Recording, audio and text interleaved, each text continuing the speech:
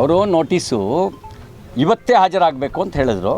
ನಾನಿಲ್ಲಪ್ಪ ಪೂರ್ವ ಯೋಜಿತ ಪ್ರವಾಸಗಳಿದ್ದಾವೆ, ರೈತರ ಕಷ್ಟ ಕೇಳೋಕ್ಕೆ ಬರ್ತೀನಿ ಅಂತ ಹೇಳಿದ್ದೀನಿ, ನಾ ಅಲ್ಲಿಗೆ ಹೋಗಬೇಕು ಅಂತ ಹೇಳಿ ಇವತ್ತು ಬರೋಕ್ಕಾಗಲ್ಲ ಅಂತ ನಮ್ಮ ವಕೀಲರ ಮುಂದೆ ಕಳಿಸಿದ್ವಿ. ತಾವು ಹೇಳ್ದಂಗೆ ನಿನ್ನೆ ನಿಮ್ಮನ್ನ ಅರೆಸ್ಟ್ ಮಾಡೋ ರೀತಿ ಪರಿಸ್ಥಿತಿ ನಿರ್ಮಾಣ ಆಗಿತ್ತು ಸರ್? ಅದನ್ನು ನಮಗೆ ಸೂಚನೆ ಇತ್ತು, ಏನಾರು ಮಾಡಿ ಅರೆಸ್ಟ್ ಮಾಡಿ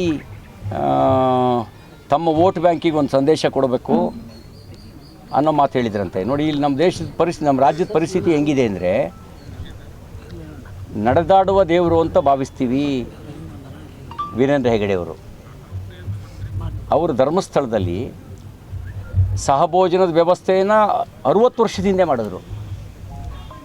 ಯಾವುದೇ ಜಾತಿ ಭೇದ ಇಲ್ಲದೆ ಎಲ್ಲರಿಗೂ ದೇವಾಲಯದ ಪ್ರವೇಶವನ್ನು ಹಿಂದೆ ಮಂಜಯ್ಯ ಹೆಗಡೆಯವ್ರ ಕಾಲದಲ್ಲೇ ಕಲ್ಪಿಸಿಕೊಟ್ಟಿದ್ರು. ಅಂಥ ಧರ್ಮಸ್ಥಳದ ಬಗ್ಗೆ ಒಬ್ಬ ಯೂಟ್ಯೂಬರು ವೀರೇಂದ್ರ ಹೆಗಡೆಯವ್ರ ಕುಟುಂಬಕ್ಕೆ ಅವಹೇಳನ ಮಾಡೋ ರೀತಿಯಲ್ಲಿ, ಮಂಜುನಾಥ ಸ್ವಾಮಿಯ ಭಕ್ತರಿಗೆ ಒಂದು ಸಂಶಯ ಬರೋ ರೀತಿಯಲ್ಲಿ ಯೂಟ್ಯೂಬ್ ಮಾಡ್ದ. ಒಂದು ಕೇಸ್ ರಿಜಿಸ್ಟರ್ ಆಗಲಿಲ್ಲ, ಅವನು ಅರೆಸ್ಟ್ ಆಗಲಿಲ್ಲ.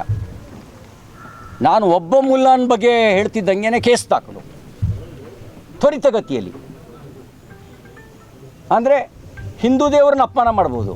ಭಗವಾನ್ ಅನ್ನೋನು ಹೆಸರು ಭಗವಾನು, ಬುದ್ಧಿಯೆಲ್ಲ ಸೈತಾನ. ಆತ ರಾಮನ ಬಗ್ಗೆ, ಭಗವದ್ಗೀತೆ ಬಗ್ಗೆ, ಸೀತೆಯ ಬಗ್ಗೆ ಬಾಯಿಗೆ ಬಂದಂಗೆ ಮಾತಾಡ್ತಾನೆ. ಅವನ್ನ ಅರೆಸ್ಟ್ ಆಗಲ್ಲ. ಇನ್ನೊಬ್ಬ ಚಲನಚಿತ್ರ ನಟ ಬಾಯಿಗೆ ಬಂದಂಗೆ ಮಾತಾಡ್ತಾನೆ.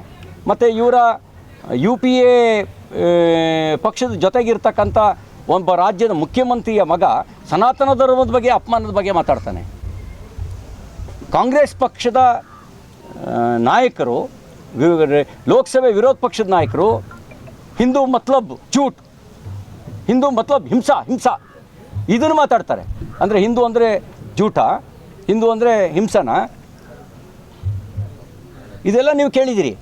ಹಾಗಿದ್ದರೆ CT ರವಿ ಮುಲ್ಲಾನ್ ಬಗ್ಗೆ ಮಾತಾಡೋದು ಕೇಸ್ ಹಾಕೋದು ಅನ್ನೋದಾದರೆ, ಹಿಂದೂ ಮತ್ಲಬ್ ಹಿಂಸಾ, ಹಿಂದೂ ಮತ್ಲಬ್ ಝೂಟ್ ಅಂತ ಹೇಳ್ದಂಥವನ ಮೇಲೂ ಕೇಸ್ ಹಾಕ್ಬೇಕಲ್ವಾ? ಹಾಕಿದಾರಾ?